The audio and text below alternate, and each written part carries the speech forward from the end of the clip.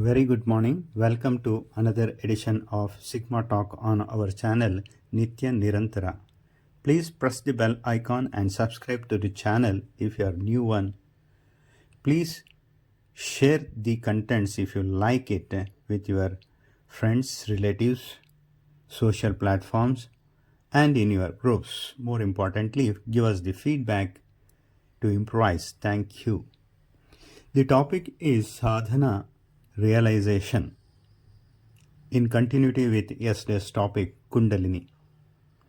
We all know sadhana, if done in a systematic way, the realization becomes that much easier, yet it is very, very far away in reality.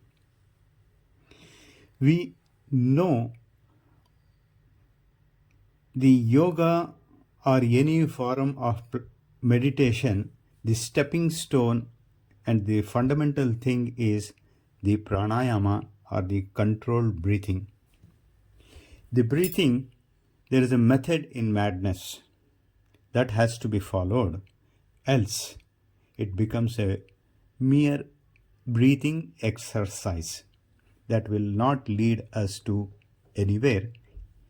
Of course, that will have the effect on our body system, lungs, but what is expected out of it will never happen, and we should never forget that breathing is the fuel of the prana.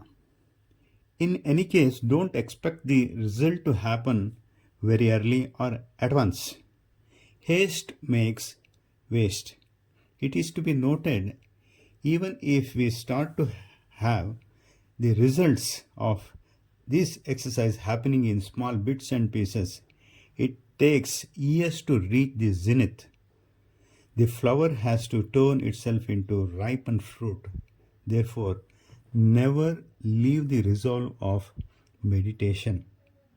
The mind has to reach that state and detach from the worldly things. Thus, an equilibrium has to be reached between the sadhana state and the normal state. With the passage of time, it becomes habitual. It is here the great sages could see the past and future, but they never interfered with the object of the supreme power. The living example is Sri Ramakrishna Paramahamsa, who could get into the trance in no time. He is one of the greatest sadhaka for the last 2000 years or so. It means our body and mind has to assimilate and saturate with the good godly thoughts and distillate itself from the bad one. Once that happens, the self-realization or Atma Sakshatkara is very much certain. The essence of Hinduism always revolves around taking the bath, doing dhyana, puja, japa, tapa and dana. This is to pacify the mind and body. It is for this reason all these things are done, and even the children are taught with to do and puja, dana, to put the body and mind in that direction. Hinduism never forces anybody to follow any scriptures or follow any of the rules. It is up to them or the free will to select the path which they want to and what they want to become. Some people, to pacify the mind, feed the lust of the mind and body to overcome it. Some leave everything and start wandering in search of peace and place, but it never happens.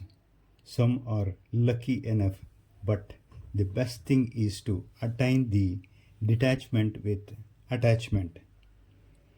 Many people go for smoking the weed.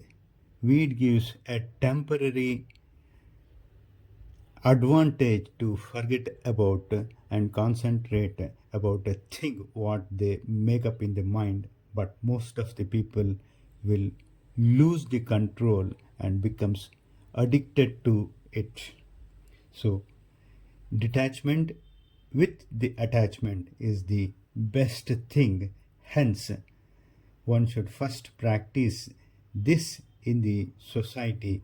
Once they are through that test, if necessary, they can go to the secluded place to pursue their what is called the path of realization. What do you say? Thank you very much, Srikanta.